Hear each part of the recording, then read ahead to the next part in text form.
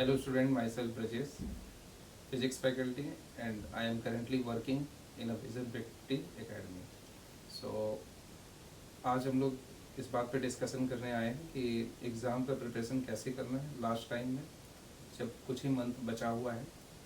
तो आपको सबसे पहले कुछ जो आपके पास मतलब जो सबसे इम्पोर्टेंट चीज़ ये है, इम्पोर्टेंट बात पे ये ध्यान रखना है कि जो चीज़ आपने प्रिपेयर करके रखा है, जैसे जिन सारे चैप्टर्स पे आपके कमांड है, उनको सबसे पहले फोकस करना है और उनके शॉर्ट नोट्स आपके पास होने चाहिए। शॉर्ट नोट्स बिल्कुल होने चाहिए। मतलब अगर फिजिक्स का बात करें तो जस्ट आप जैसे मोशन इन 1D का है, तो जो भी आपको इम्पोर्टेंट फार्मूला लगे तो उनके फार्मूला जो जो इम्पोर्टेंट आपको लग रहा है, जैसे कि मोशन जब कांस्टेंट रहेगा, कांस्टेंट एक्सेलरेशन फॉर्मेट के जितने भी सारे फार्मूला है वो सारे एक साथ रहे। रिलेटिव मोशन के जो 1D वाले हैं वो सारे फार्मूला के आप शॉर्ट नोट्स बनाएं।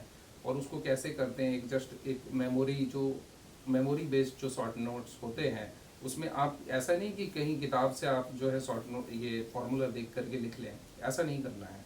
आपको जस्ट आपने जो नोट्स पढ़ा है उसके बेसिस पे आपको शॉर्ट नोट्स बनाने हैं जो आपके खुद के होंगे, ठीक है।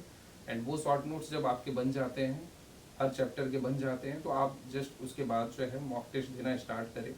और मॉक टेस्ट जो है अगर आपको बहुत डिफ़िकल्ट लग रहा है कि मैं सारे चैप्टर्स को एक साथ रिमेंबर नहीं कर पा रहा हूँ, रिवाइज नहीं कर पा रहा हूँ, तो आप ऐसा करें कि स्टार्टिंग में 5 चैप्टर फिजिक्स के, 5 चैप्टर केमिस्ट्री के, और अगर बायो सबके अच्छे रहते हैं तो बायो के आप 10 चैप्टर ले करके इन सारे चैप्टर्स का मॉक टेस्ट दें, यानी टेस्ट पेपर आप ये करें, अटेम्प्ट करें। और उसमें आप देखें आप कितना स्कोर कर पा रहे हैं और क्या उतने ही समय में आप स्कोर कर पा रहे हैं 3 आवर में ही, या आपको उससे भी ज़्यादा समय लग रहा है उन सारी चीज़ों को सॉल्व करने में। और इस टेस्ट के बाद आप इस मार्क्स को तो आप देखें कि कितना आप ऑब्टेन कर रहे हैं।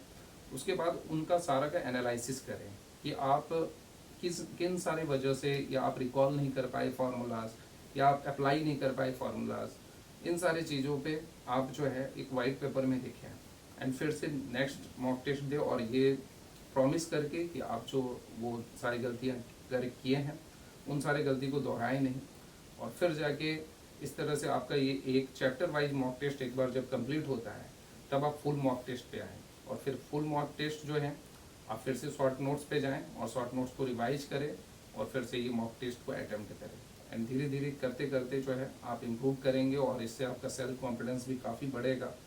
एंड आई होप एग्ज़ाम आपके अच्छे जाएंगे। Thank you so much.